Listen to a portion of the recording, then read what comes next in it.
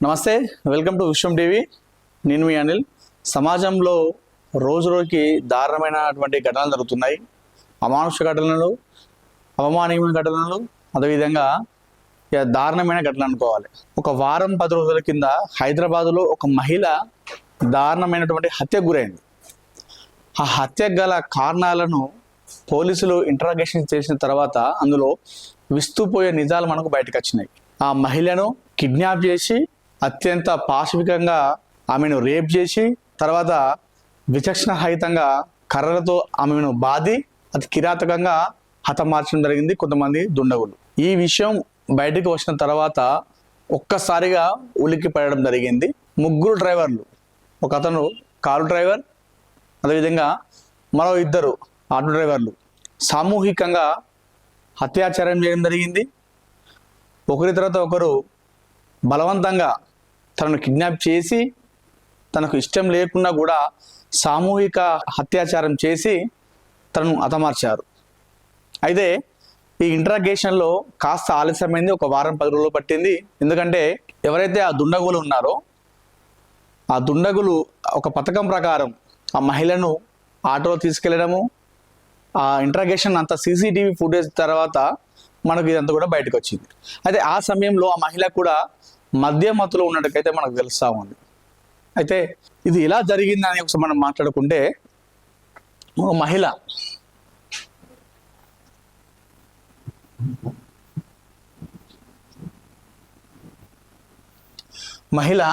ఈ నెల 14వ తేదీ నాడు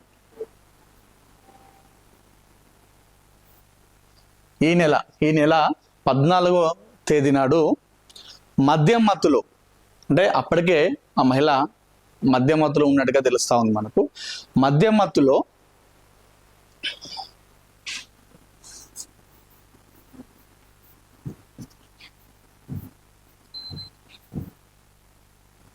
దుర్గారెడ్డి, ఈ దుర్గారెడ్డి అనే వ్యక్తి ఒక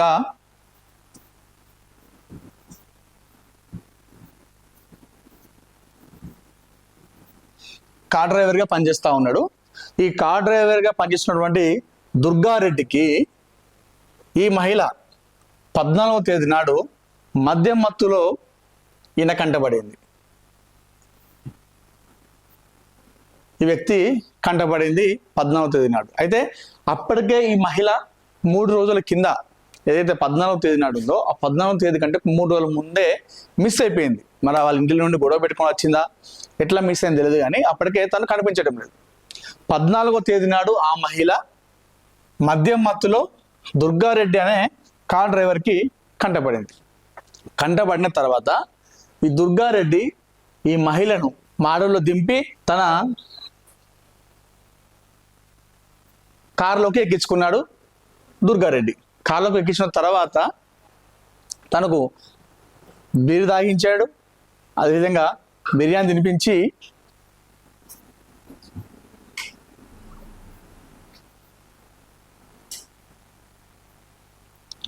సత్మరాయ్ అనే ఒక ప్రాంతాన్ని తీసుకెళ్ళిండు. ఆ సత్మరాయ్ అనే ఒక ప్రాంతంలోని ఒక ఫంక్షన్ హాల్ దగ్గర తీసుకెళ్ళి ఈ మహిళను ఈ దుర్గారెడ్డి అనే కార్ డ్రైవర్ అత్యాచారం చేయడం జరిగింది. అత్యాచారం చేసి మళ్ళీ అక్కడి నుండి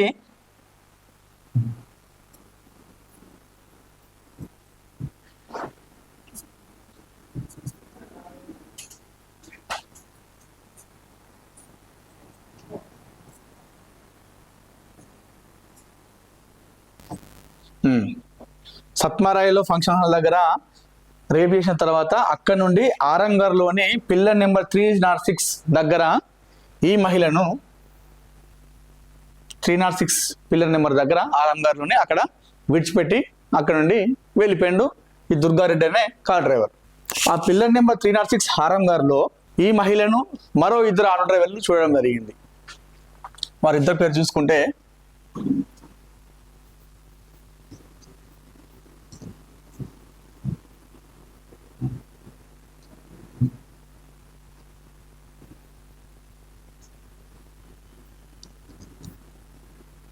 వీరిద్దరు కూడా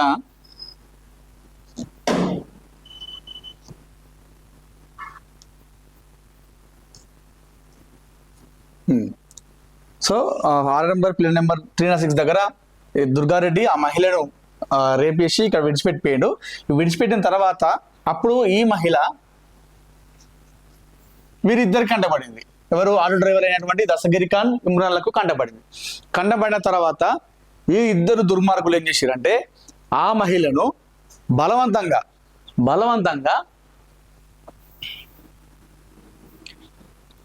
తమ ఆటోలోకి ఎక్కించుకోవడం జరిగింది. ఆటోలోకి ఎక్కించుకొని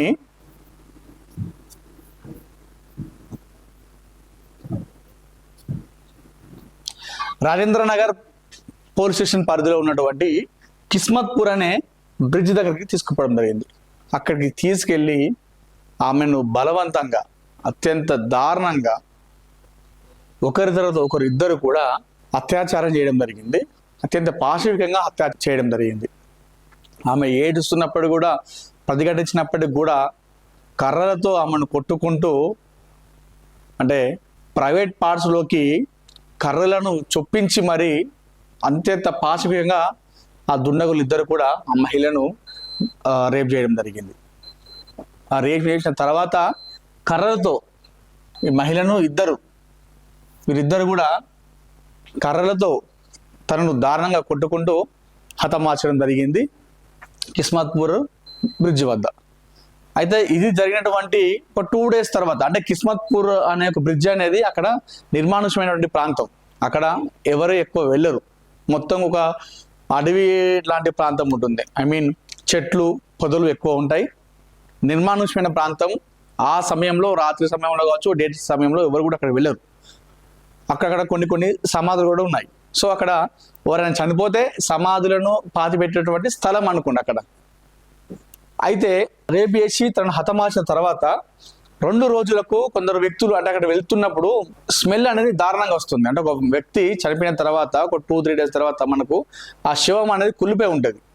ఆ కుళ్ళిపోయిన తర్వాత స్మెల్ అనేది దారుణంగా వస్తూ ఉంటుంది. అయితే ఆ స్మెల్ గమనించినటువంటి కొంతమంది స్థానికులు పోలీసులకు సమాచారం అందించారు. పోలీసులకు సమాచారం అందించిన తర్వాత అయితే ఇంటరాగేషన్ మొదలుపెట్టడం జరిగింది. ఎందుకంటే వీళ్ళు, ఈ దుర్గారెడ్డి అనే వ్యక్తి తనను ఒక ప్లేస్ ఉంటే ఆ ప్లేస్ నుండి ఎక్కించుకొని సత్మరైకి తీసుకెళ్ళి సత్మరైలో తనను రేప్ చేసి అక్కడ నుండి కారులో ఎక్కించుకొని మళ్ళీ ఆర్ఎంఆర్లోని పిల్లర్ నెంబర్ 306 దగ్గర దింపడం జరిగింది.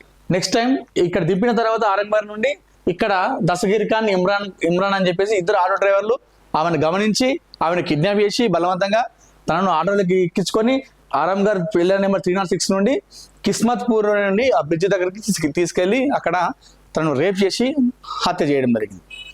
సో అదే ఎక్కడ ఎక్కించుకున్నారు, ఎక్కడ దిగారు, ఎక్కడ నుండి ఎట వచ్చింది అని చెప్పేసి ఇదంతా వాళ్ళు ఇంటరాగేషన్ చేసి సీసీటీవీ ఫుటేజ్ ఆధారంగా చేయడం ద్వారా ఇదంతా బయటికి రావడం జరిగింది. ఫస్ట్ అందరూ కూడా హత్య అనుకున్నారు. అంటే ఫస్ట్ అనుమానాస్పద మృతిగా అనుకున్నారు. తర్వాత హత్య అని చెప్పేసి పోలీసులు నిర్ధారించారు. దీనిలో రోజుకి ఇంటరాగేషన్ చేసిన కొద్దీ, అంటే ఆ సీసీటీవీ ఫుటేజ్ చూసిన తర్వాత ఇదంతా విషయం బయటకు వచ్చింది. సో ఇది rape and murder, kidnap, rape and murder. So ఇది ఇందులో ముగ్గురు కారకులు. ఒకతను దుర్గారెడ్డి అనే కార్ డ్రైవర్, తర్వాత 2 ఆటో డ్రైవర్లు. మరి వీళ్ళిద్దరికైనా సంబంధం, అంటే ఈ ఆటో డ్రైవర్లకు ఈ కార్ డ్రైవర్కి సంబంధం ఉందా అంటే లేదు అని తెలుస్తుంది. ఎందుకంటే ఇతను ఆమెను మధ్యలో చూసి అక్కడ ఒక ప్లేస్ తీసుకెళ్ళి రేప్ చేసి అక్కడ విడిచిపెట్టి వెళ్ళిపోయాడు. అక్కడ వీళ్ళు గమనించారు. మళ్ళీ వీళ్ళిద్దరు, ఈ దుర్మార్గులు, ఈ దుండగులు ఇద్దరు కూడా గమనించి అక్కడి నుంచి వీళ్ళు కూడా తీసుకెళ్ళి అదే పని చేశారు. సో హతమార్చడం జరిగింది. మరి ఈ మహిళ 14వ తేదీ నాడు అక్కడ ఎందుకు ఉంది? మరి ఏదైతే మద్యమత్తులో కళ్ళు దాగి ఉందని చెప్పాం కదా, మరి అక్కడ ఎందుకు కళ్ళు దాగి ఉంది అనేది ఇంకా మరి పోలీసులు అయితే నిర్ధారించాల్సిన అవసరం ఎంతైనా ఉంది. అంటే దీనిపైన నాకు తెలిసి చూస్తున్నారు. మరి ఎందుకు మద్యం దాగింది, ఆమె ఎందుకు ఎప్పుడు మిస్ అయిపోయింది ఇంటి దగ్గర నుండి, దానికంటే ఒక 3 రోజుల ముందు కూడా మిస్ అయిపోయిందంట. ఎందుకు మిస్ అయిపోయింది, మద్యమత్తులో అక్కడ ఎందుకు ఉంది? సో ఇదంతా కూడా తెలియాల్సి ఉంది. ఈ మధ్య కాలంలో జరిగేటువంటి ఘటనలు చూస్తే ఒళ్ళు గగురు పొడిచేటువంటి విషయాలు బయటకు వస్తున్నాయి. విస్తుపోయే సంచలనటువంటి విషయాలను కూడా మనకు తెలుస్తూ ఉన్నాయి. హత్యలు కావచ్చు, ఆత్మహత్యలు కావచ్చు, అత్యాచారాలు కావచ్చు, మరీ దారుణంగా జరుగుతున్న ఈ మధ్య కాలంలో. సో అది మరి ఏం ప్రభావం తెలియదు, కానీ సోషల్ మీడియా ప్రభావం లేకపోతే ఏదైనా కూడా ఏం చేసినా కూడా తొందరగా వెళ్ళి తొందర రావచ్చు బయటికి అని చెప్పేసి అట్లా అనుకుంటున్నారో తెలియదు. కానీ ఒకనొక సందర్భంలో భయపడేవాళ్ళు, ఒక వ్యక్తితో గొడవ పడాలన్నా భయపడే స్టేజ్ నుండి ఈరోజు డైరెక్ట్ మర్డర్ చేస్తున్నారు ఈజీగా. అట్లాంటి సిచ్యువేషన్లు కనిపిస్తూ ఉన్నాయి. సో ఇది అంటే ఆటో డ్రైవర్, కార్ డ్రైవర్లు వీళ్ళందరూ కూడా ప్రయాణికులను ఎక్కించుకొని తమ గమ్యస్థానాలకు క్షేమంగా దించాల్సిన అవసరం వీళ్ళపైన ఉంటుంది. సో మీరు ఇప్పటికి వీళ్ళు ఎవరిని నమ్మాలి? ఇప్పుడు ప్రజలు, మహిళలు, ఇప్పుడు ఇక్కడ చేసింది ఆటో డ్రైవరే, ఇక్కడ చేసింది కార్ డ్రైవరే. సో ఇక్కడ వెళ్ళాలంటే జనాలు ఎక్కువ చూస్ చేసుకుంటూ ఉంటారు. దూర ప్రాంతాలకైతేనేమో కారు తీసుకుంటూ ఉంటారు.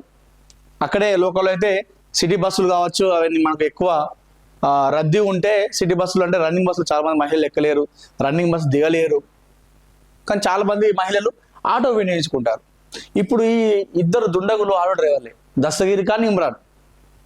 ఇప్పుడు మహిళలు ఈ ఘటన చూసిన తర్వాత ఆటో ఎక్కాలంటే కూడా భయపడుతారు. ఎవరిని నమ్మాలి అనేది కూడా అర్థం కావట్లేదు.